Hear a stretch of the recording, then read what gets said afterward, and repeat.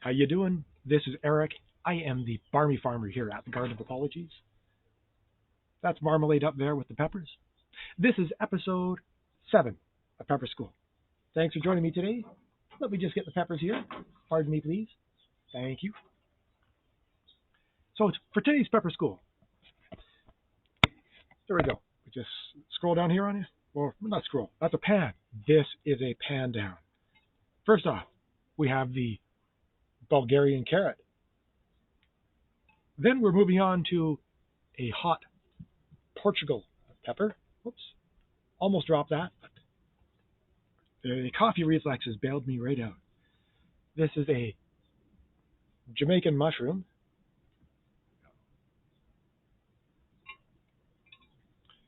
A Pimenta Moranga Peach. A little bit of sunlight glare on that, but when we get farther into the video, you'll get a better shot of these. This is it's a chocolate ghost pepper, and we finish up with a brain collapse peach. So that's the spread we've got for today. And here, let's just get right on into it. So I've been growing peppers since 2014. It's 2023 right now, and I might have learned something. This has largely been trial and error and me watching videos like this and talking to other growers. So I picked up a little bit along the way. I'm hoping that you find this useful and somewhat informative. So first off, oh, Acorn, please don't step on the keys. So, oops, I'm just going to set you down here. There we go. See, it's always cat time at the Garden of Apologies. Okay, Acorn wants to be in the video. No, she doesn't want to be in the video. Now she's running away. Cats are so mercurial. Anyway, what do you want to do first? I'm thinking Bulgarian Carrot is a good starting point. It's an annuum from Bulgaria, of all places. It runs generally about 5 to 30,000 Scoville heat units, and kind of a cool story. The legend behind the Bulgarian Carrot is that the seeds were smuggled out through the Iron Curtain. And here you go. Here's Acorn. She does want to be in the video. So I got these. I grow almost all of my own peppers, but the last few seasons I've been working with a couple down in Crediton, Ontario, named Terry and Jordana. And they've grown some reapers on my behalf, and it's been a great relationship. Last year when I was down there and I picked up the reapers, I also grabbed a few handfuls of other peppers that looked interesting, one of which was this Bulgarian Carrot. So I will source the seeds. I believe they originally came from Refining Fire, to Jim Duffy's company, but I got them from Jordana and Terry. So I'll give you a quick look inside here. I've given it the slice open. There we go. The right ratio of sunlight so you don't have to trying to avoid the glare. Whatever. Here it is. It's the same general idea that you get with these long peppers. Long pith down the center. It is just packed full of seeds.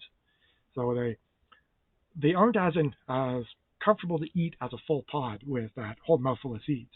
But you can see why pulling a dozen pods last year gave me plenty of enough for this year's garden. So let's see what the Bulgarian Carrot tastes like.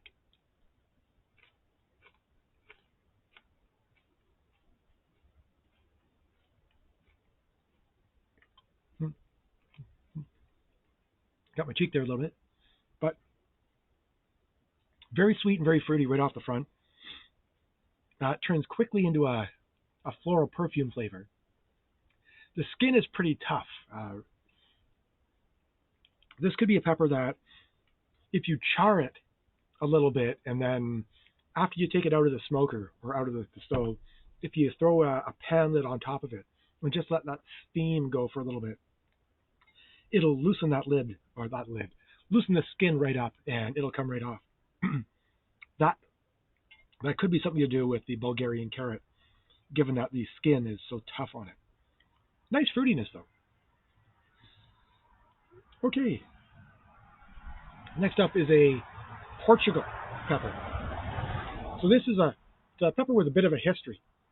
It was first brought out by a gentleman named Joseph Harris in Coldwater, New York, in 1935. Was advertised as the new hot Portugal pepper. And this, we've been through a few of these in our own kitchen, just because it's a nice eating pepper. But this is the demonstration version. So let me see if I can cut down the coil of this pod. Get on in here. Let's see what we got.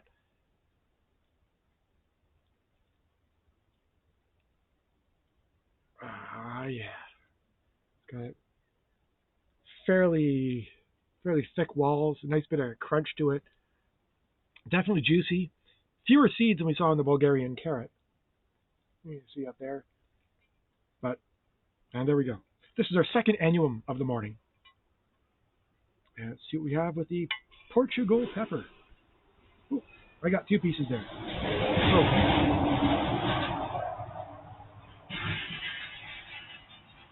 let's knock the seeds out. I'll eat the 2 pieces. I'm okay with 2 pieces. 2p is no good. 2p and Beano is the worst cartoon.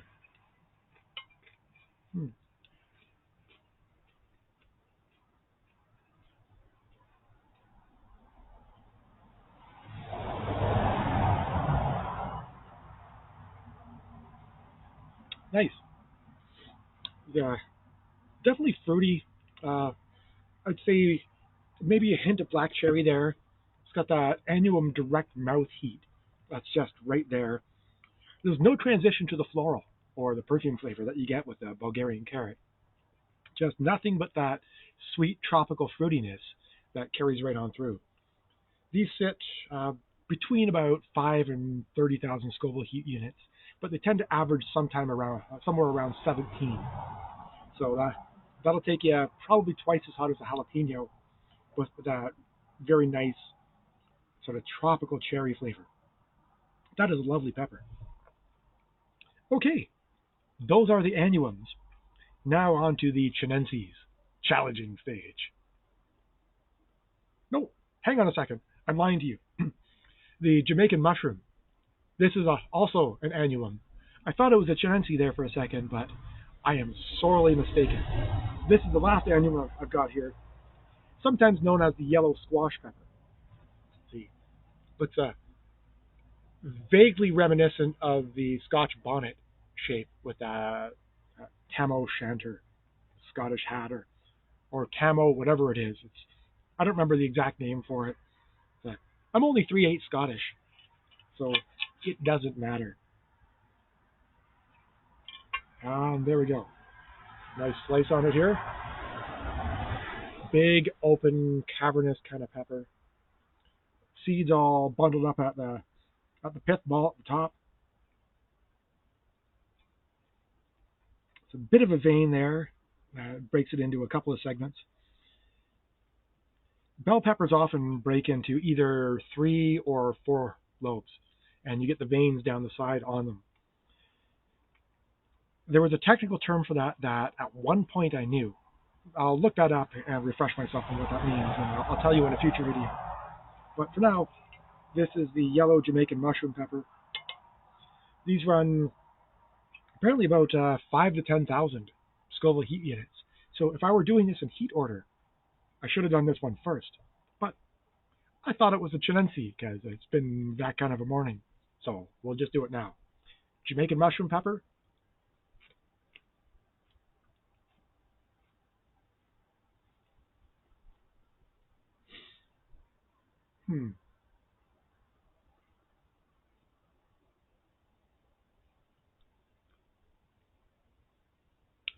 There's an immediate mouth heat like you get with the annuums. So that was nice. It's a bit of fruitiness off the front end, and it's kind of a flavor. I can't quite put my finger on it. Ah.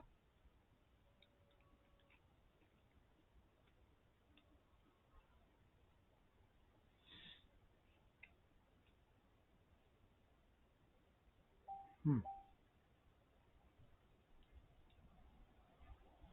It's a little bit of pear, perhaps. Maybe some honeydew melon. I'm not exactly sure what it is I'm tasting there, but I think that's the closest proximity. And then that nice light heat. That's a nice pepper. I like that. Here's a Pimenta Moranga Peach. So the thought is, I got my seeds from White Hot Peppers in Illinois, mid-state down from Chicago. I bought a few rounds of peppers there, and generally they've been really good. The thought is that this pod was created by Jes Christensen. I believe it's in Denmark, and I believe that is also the person who supplied the Chernobyl jalapeno seed out to Jim Duffy. Oh, hang on. By popular demand, look, in the tree, we've got marmalade. Everyone loves the cat trees, or the tree cats. Cat trees are inside, tree cats are outside. There we go. But Pimenta Moranga, there she goes. Throw me an apple, will you? Thanks. She doesn't have a thumb. I'm not getting an apple. But Pimenta Moranga, they grow in clusters. So right on the node where the stem comes up and the leaves come out, you get a cluster of peppers that come out. So instead of the individual peppers, you get a burst, almost like a cluster of grapes that comes down. This plant I had in a pot, because it's more of a novelty pepper I'm growing because it's cool than a production pepper that I'm growing to make sauce from. So these guys made it into pots, so I could have good space for them, and they would grow well. I'd keep them somewhat isolated from the other peppers, but they also produced a few dwarf pods. So let's see what we have here. Let's get this into frame back here. Did readjust the camera after checking out marmalade way up in the tree. Hey, Bruce. So Pimenta Moranga. So this is a chinense. It's just a little tiny guy. All right, back up to me. Just a little tiny guy, just packed full of seeds here. Usually the pods should be bigger than this, but this is a particularly small one based on the plant being a little bit dwarfed, a little bit bonsai'd in the container. And this should run about 350 to 450 Scoville heat units. Well, 1,000. So 350,000 to 450,000. So we're entering the bottom end of the chinense range. And you know what? Just a little guy here.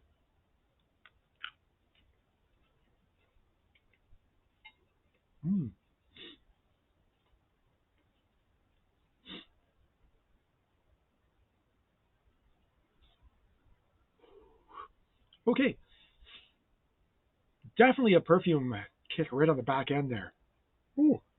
It's a growing perfume kick, and it's a bit of a lingering and then building heat. I'm getting right across the roof of the mouth here. But the flavor right up front was very, very fruity. It was definitely a bit of peach there, and a hint of that tropical flavor. That is a nice pod. Very nice tasting, and it's a respectable heat. So let me just swish some of that heat around.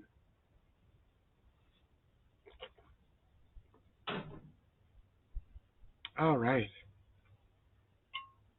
Now we're up to challenging stage. We've got a chocolate ghost pepper. Just look at this sexy pod. And with most color variations on pods, these are just naturally occurring. Things will just, they'll have a slight mutation. Sorry, the Pimenta Moranga is really getting my tongue right now. But the color change is just a natural mutation. So I don't know if there's a particular origin of the first person to find a chocolate pod, but they are fairly commonplace now. This particular gnarly little guy I got from Atlantic Pepper Seeds at pepperseeds.ca. Chocolate pods are ghost pepper. It's originally from the India Bangladesh region. The red pods peak just over 1 million Scoville heat units. Chocolate pods tend to average a little hotter, but they still sit around that same peak. So I'm going to be bold and come out and call this about 1 million Scoville heat units. Oh, and it has that chocolate pod smell. It's that acrid perfume, sharp smell. See a bit of oil in there. Man, that is a gnarly looking pod. Look at that there. See that shine? Yeah. On part 2. And just you can see that shine of the oil in there. Wow. So the ghost peppers tend to be very thin, very light pods, sort of open and cavernous like this. Definitely some capsaicin oil down the sides, and they tend to be light on seeds. So just up in the pith area here, you've got a bundle.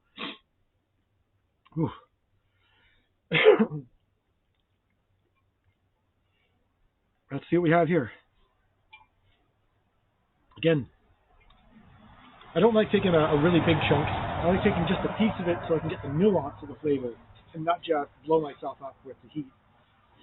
Also, I need to retain the ability to speak to you because this is a video. And it's kind of a boring video if I just sit here and say,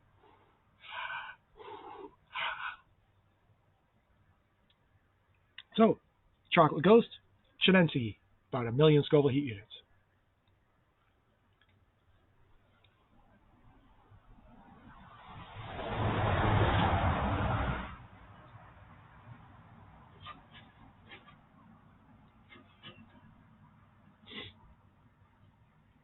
Oh. Those are chocolate pods. That's a chocolate ghost. Very hot. And the taste, I don't know how to put a positive spin on this. It just comes straight out with kind of a neutrally bitter, slightly metallic taste off the first bite. I'm not getting any of the fruitiness or sometimes you get an earthiness with a chocolate pod. I get none of that here. All I get is heat and then an acrid, floral, perfumey, altogether unpleasant taste, but that fierce heat. Well, all right. Gonna have to lose my Mapleton toque because it's getting hot in here. So take off all your toques. That's where I'm stopping. This is a PG-rated YouTube channel. Okay, last up today. So this is the Brain Collapse Peach. This is a pod developed by Drax Diego, who is an Italian grower who's developed a lot of really cool pods. I couldn't find any etymology on this about what the genetics were to create this pod. But I do know that it's apparently a super hot. Oh, excuse me. I'm still reeling from that ghost. So apparently it's a super hot pepper. It's a peach, so it comes very highly recommended for flavor. Again, from White Hot Peppers in Illinois. Great vendor. Apparently it's a very nice pod, but it being unstable and the filial generation being unknown, it can range anywhere from about 900,000 to about 1.8 million Scoville heat units. So, as Chief Wiggum said, this is going to get worse before it gets better. Let's just get on it.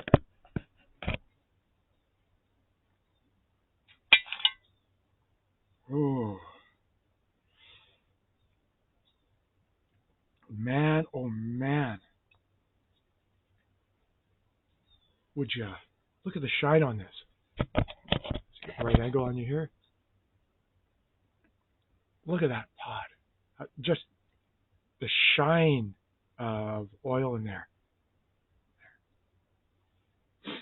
This side as well. It's juicy, juicy pod. Very thin-walled as you expect from a lot of the chinenses super hots. Very nice thick pith at the top.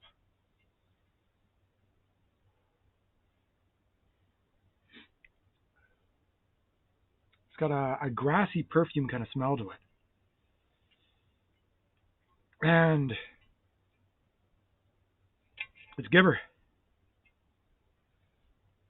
chunk of pepper, the brain collapse peach.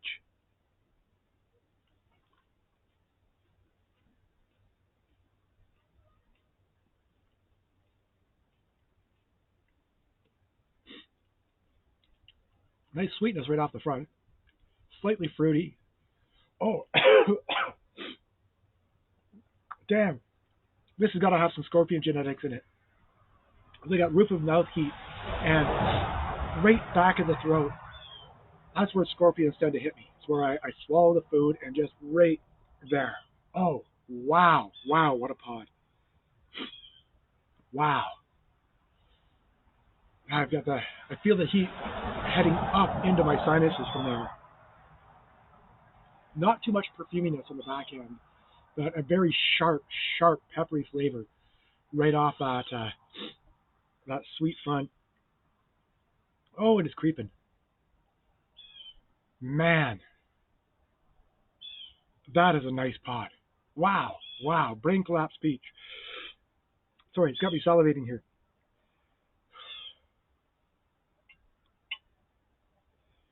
All right, now that my ears are ringing and my throat hurts. Wow, brain collapse peach. Holy crap, that's a pod. All right, again, this is Erik. I am the Barmy Farmer here at the Garden of Apologies. I'm also the pepper test pilot. I am impressed. Hang on. Oh, wow. So, hats off to that pepper. Wow. Brain collapse peach. Again, I'm Erik, Barmy Farmer here at the Garden of Apologies. Please subscribe and share out. I hope you're enjoying this series. Wow. Okay. I'm going to sign off now. That pepper has kicked my ass. Thank you again for watching Pepper School. There's my screen here. Awesome. Thank you again. I'm out.